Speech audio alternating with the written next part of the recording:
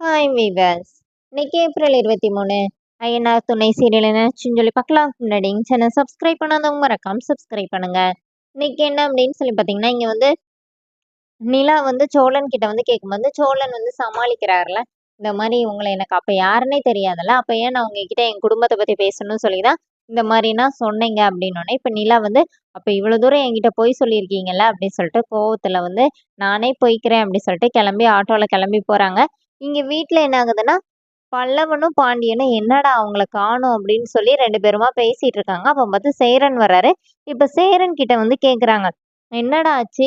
என்னண்ணே ஆச்சு? நீ தானே அவங்கள கூட்டிட்டு போன?" அப்படின்னோனே, "இல்லண்ணா நான் என் சைட்டு கூட்டிட்டு போய் எல்லா உண்மையும் அவங்க கிட்ட சொல்லிட்டேன்" அப்படின்னு சொல்லும்போதே, சோழன் இப்போ நிலாவ காணோம் அப்படின்னோனே, அப்ப சோழன் அன்னைக்கு கூட தான் இருக்கணும் அப்படிங்கிற மாரி பேசிட்டு இருக்கும்போதே, சோழன் வீட்டுக்கு வராரு. இப்ப சோழன் வந்தோனே, "நிலாவ எங்கன்னு?" கேட்குறாங்க. அவங்க இன்னும் வீட்டுக்கே வரலையா? நானே பார்த்துக்கிறேன் என் விஷயத்தன்னு சொல்லிட்டு, சோழன் போயி நிலாவ தேடும்போது, நிலா கோயில்ல இருக்காங்க. இப்ப கோயில்ல போய் நிலா கிட்ட போய் பேச போம்போது, நிலா வந்து கேட்குறாங்க. "ஏங்க என்கிட்ட இப்படி பொய் சொன்னீங்க? இந்த மாரி இன்டர்வியூக்கு போறதுங்கிறது என்னோட இது இல்ல. அதுல கூட நீங்க ஏமாத்திட்டீங்களன்னோனே." "ஐயோ! இல்லங்க. நான் உண்மைக்குமே இன்டர்வியூ ரெடி பண்ணேன். என் ஃப்ரெண்டு ஒருத்தன்கிட்ட சொல்லினோனே." "அப்புறம் ஏங்க நீங்க வந்து உங்க அண்ணன சொன்னீங்க?" அப்படின்னோனே, "இல்ல எங்க அண்ணனும் கொஞ்சம் கெத்தா இருக்கட்டுமேன்னு தான் நான் சொன்னேன்னோனே." "அதுல கூட எப்படி பொய் சொல்லலாம்ன்னு யோசிச்சாங்க பொய் சொல்வீங்க? எவ்வளோ பெரிய துரோகம் பண்ணியிருக்கீங்க?" அப்படின்னு சொல்லிட்டு நிலா கேட்குறாங்க. "இல்லங்க உண்மைக்குமே இன்டர்வியூ நடக்கிறதா தாங்க இருந்துச்சு. நீங்க வேணா என் ஃப்ரெண்டு கிட்ட நான் இப்போ ஃபோன் பண்ணி ஸ்பீக்கர்ல போடுறேன். நீங்க கேளுங்கன்னு" சொல்லிட்டு ஸ்பீக்கர் போட்டு விடுறாரு.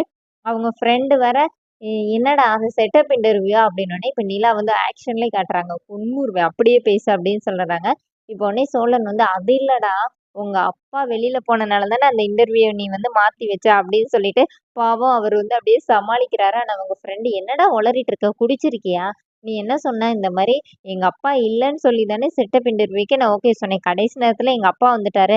அவருக்கு வேற உன்ன பிடிக்காதுல்ல" அப்படின்னோனே, இப்போ சோழன் கட் பண்ணி விட்டோனே, "அப்ப எல்லாமே நீங்க செட்டப் தானா? எதுலலாம் விளையாண்டுருக்கீங்கன்னோனே." இப்போ சோழன் என்ன சொல்றாரு, "இல்லங்க, நீங்க வேற வேலை கேட்டுட்டே இருந்தீங்களா? ஒரு இன்டர்வியூ அட்டெண்ட் பண்ணிட்டு வந்தீங்கன்னா, உங்களுக்கு நல்லா இருக்கும்ல. அதனால தான் நான் இப்படி பண்ணேன்."